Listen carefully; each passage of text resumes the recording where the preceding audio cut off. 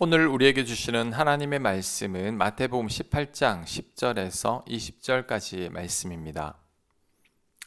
10절 삼가 이 작은 자 중에 하나도 업신여기지 마라. 너희에게 말하노니 그들의 천사들이 하늘에서 하늘에 계신 내 아버지 얼굴을 항상 배옵느니라.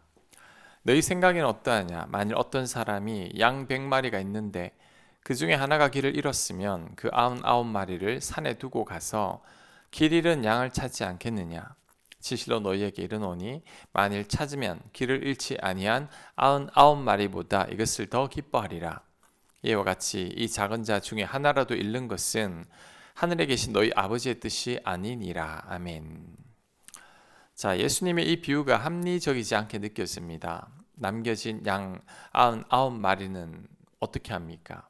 한 마리 때문에 나머지 양들에게 문제가 생기면 손해가 아닐까요? 하지만 유대 땅에서 양은 그의 자식과 같은 존재입니다. 자식이 없어졌다면 99명의 자식 때문에 한 명을 찾지 않을 부모가 있을까요? 없을 겁니다. 분명히 한 명의 자식을 찾으러 다닐 겁니다. 목동들도 마찬가지입니다. 이 비유가 무엇을 뜻하는 걸까요? 목동의 마음이 하나님의 마음이라는 거죠. 하나님 보시기에 하찮은 양은 없습니다. 모두가 소중하고 귀한 양입니다. 마찬가지로 하나님은 한 영혼을 귀하게 여기시죠. 예수님은 작은 소자를 실족하게 할 바에야 차라리 그 목에 연자맷돌을 달아서 바다에 빠지게 하는 게 낫다고 했습니다. 이 비유는 지극히 작은 한 영혼도 하나님께는 소중하다는 뜻이죠. 마찬가지로 잃어버린 한 마리 양도 귀하다는 겁니다. 부모가 자식을 편애하지 않겠지만 그래도 부모님은 약한 자식들에게 더 관심이 갑니다. 못 사는 자식, 아픈 자식, 고난 가운데 있는 자식들에게 더 마음이 가죠. 부모님은 늘 이 자식들 걱정합니다. 목자가 잃어버린 한 마리 양을 찾아다니는 것과 같은 심정이죠. 이 비유를 통해 우리들은 깨달아야 합니다. 내 곁에 모든 사람들을 사랑하고 귀하게 여겨야 한다는 것을. 왜냐하면 그들도 나처럼 하나님의 귀한 자녀이기 때문이죠.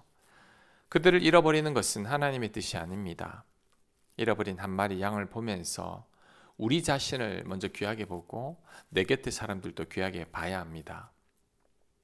특히 인생에서 스스로가 방황하거나 내 곁에 방황하는 사람들을 볼 때 잃어버린 양들을 더 생각해야 합니다. 하나님의 시선으로 나 자신을 보고 내 곁의 사람들을 봐야 합니다. 그럴 때 죄책감에 빠지거나 위축되지 않을 것입니다. 왜냐하면 나와 내 곁의 사람들이 얼마나 소중한 존재인지를 알기 때문이죠. 한 마리 잃어버린 양들을 찾아 떠나는 목동의 마음이 우리를 향한 하나님의 마음입니다. 그 사랑의 마음을 우리는 영원히 잊지 않아야 합니다. 작은 자라도 잃어버리는 것은 하나님의 뜻이 아닙니다. 작은 자 한 명이라도 실족하지 않도록 애써야 합니다. 나로 인해 상처받지 않도록 우리들은 애를 써야 합니다. 15절 네 형제가 죄를 범하거든 가서 너와 그 사람과만 상대하여 권고하라. 만일 들으면 네가 네 형제를 얻은 것이요 만일 듣지 않거든 한두 사람을 데리고 가서 두세 증인의 입으로 말마다 확증하게 하라. 만일 그들의 말도 듣지 않거든 교회의 말하고 교회의 말도 듣지 않거든 이방인과 세리와 같이 여기라. 아멘. 한 형제가 죄를 범하였다면 가서 권고하라고 합니다. 그 권고를 듣고 그 형제가 마음을 돌이키면 한 영혼을 건진 겁니다. 한 영혼을 살린 거죠. 하지만 권고의 말을 듣지 않으면 이방인과 세리처럼 여기라고 합니다. 이것을 오늘날 교회에 어떻게 적용할 수 있을까요? 교회 내에 산 사람이 범죄하면 어떻게 해야 할까요? 먼저 그 사람을 찾아가서 권면을 해야 합니다. 대신에 권면을 할 때에는 사랑하는 마음으로 해야 합니다. 나무라듯 하면 오히려 역효과가 납니다. 사람들은 누구나 자신의 잘못을 지적하면 잘못했다고 해도 화를 내거나 거부합니다. 그러니 사랑과 온유한 마음으로 권면을 해야 합니다. 하지만 그럼에도 불구하고 그 권면을 듣지 않는다면 한두 사람이나 두세 사람의 증인을 데리고 가서 더 권면하라고 합니다. 여기서 다른 사람들을 더 데려가는 이유는 나의 권면이 주관적인 생각이 아니고 타인들도 동일하게 생각한다는 것을 강조하기 위해서죠. 그래서 다른 사람들도 함께 데리고 가서 권면하라는 겁니다. 하지만 그래도 듣지 않거나 죄에서 돌이키게 되면 그때는 죄에서 돌이키지 않으면 그때는 교회에 얘기하라고 합니다.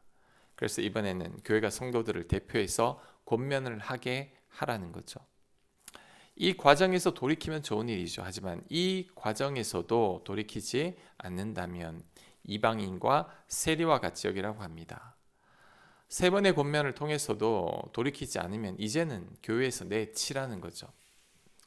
오늘날로 말하면 7일을 말합니다. 세 번의 권면을 무시하고 말을 듣지 않을 때는 교회에서 징계를 내리는 거죠. 교회를 나오지 못하게 하는 겁니다. 이것이 용서와 반대되는 것처럼 보이지만 죄를 계속 허용하게 되면 공동체 전체에 해를 끼치게 됩니다. 그렇지 않으면 적은 누룩이 온 덩이에 퍼지는 것처럼 교회 전체가 피해를 보게 되죠. 교회 간 사람으로 인해 넘어지게 됩니다. 우리가 다 사랑해야 하지만 때로는 사랑하기에 징계도 해야 합니다. 이처럼 교회에서 죄에 빠진 성도들에게 제재를 가하는 것은 자숙하는 시간을 가지도록 하기 위함이죠. 그래서 회개하고 반성할 시간을 주는 겁니다. 그의 영혼을 사랑하기에 돌이키게 하기 위함이죠. 그래서 바울은 이러한 자들을 사탄에게 내어주어 나중에 그 영혼이 구원받게 해야 한다고 말합니다. 고린도전서 5장 5절입니다. 이런 자를 사탄에게 내주었으니 이는 육신은 멸하고 영은 주 예수의 날에 구원을 받게 하려 함이라. 아멘. 교회에서 내쫓는 것은 심판이 아니라 자숙의 시간을 통해 그를 구원해 내려는 거죠. 무조건적으로 사랑하고 다 덮어주는 것만이 최선은 아닙니다. 때로는 공동체를 위해서 단호하게 대처해야 합니다. 그래서 다시 회개하고 돌아오게 해야 하죠. 치료의 목적은 내치는 것이 아니라 회개라는 것을 명심해야 합니다. 18절 진실로 너희에게 이르노니 무엇이든지 너희가 땅에서 매면 하늘에서도 매일 것이요 무엇이든지 땅에서 풀면 하늘에서도 풀리리라. 아멘. 18절은 앞의 절과 연결시켜야 합니다. 그래서 땅에서 매면이라는 뜻은 징계를 내리면, 치리를 하면 하늘에서 그것을 인정한다는 의미죠. 또한 땅에서 풀면이라는 뜻은 죄인의 잘못을 품고 용서하는 겁니다. 그러면 하늘도 인정한다고 합니다. 교회가 인정한 것을, 결정한 것을 하늘에서도 인정한다는 뜻이죠. 우리와 교회에 하나님께서 권한을 주신 것입니다. 19절 진실로 다시 너희에게 이르노니 너희 중에 두 사람이 땅에서 합심하여 무엇이든지 구하면 하늘에 계신 내 아버지께서 그들을 위하여 이루게 하시리라. 두세 사람이 내 이름으로 모인 곳에는 나도 그들 중에 있느니라. 아멘. 19절에서 합심하여의 헬라어 단어에서 나온 영어 단어가 심포니입니다. 심포니, 즉 교향악을 연주할 때 여러 악기가 하나의 조화로운 소리를 내는 상태를 의미합니다. 이는 각기 다른 사람들이 성령 안에서 한 마음 한 뜻이 되는 영적인 화음을 뜻하죠. 오케스트라가 연주될 때 각각의 악기의 소리는 다르지만 지휘자의 지휘 아래 하나의 곡을 연주할 때 감동이 배가 되는데 기도가 이와 같은 겁니다. 남편과 아내가 혹은 교우들이 서로의 아픔과 소망을 공유하며 한 지휘자이신 성령의 인도하심을 따라 기도할 때 그 기도는 하나님이 들으시기에 가장 아름다운 선율이 됩니다. 하나님께서는 이 조화로운 기도를 기뻐하시며 반드시 이루어 주시겠다고 약속하셨습니다. 특히 20절에서 예수님은 내 이름으로 모인 곳을 강조하시는데 이것은 단순히 사람이 많이 모였다고 해서 주님이 그곳에 계시다는 것이 아님을 뜻합니다. 사교를 위한 모임이나 세속적인 모임이 아니라 예수 그리스도의 주권을 인정하고 하나님의 영광을 위해서 모인 예배 공동체를 의미합니다. 그래서 우리가 모인 자리가 예수님 때문에 모인 자리가 된다면 그곳에 예수님께서 임재하시겠다고 약속하신 거죠. 그리고 예수님께서 두세 사람을 언급하신 이유는 성도의 신앙이 홀로 서는 것이 아니라 서로 연결되어 성장하는 것임을 보여주기 위함입니다. 우리가 주님의 이름으로 자꾸 모여야 하는 이유는 그 안에서 믿음의 격려가 일어나기 때문이죠. 혼자 기도할 때는 지치고 낙심될 때가 많지만 함께 손을 맞잡고 기도할 때 성령의 뜨거운 위로를 경험하게 됩니다. 이것은 장작 하나는 금방 불이 꺼지지만 여러 개의 장작을 한데 모아 놓으면 활활 타오르는 것과 같죠.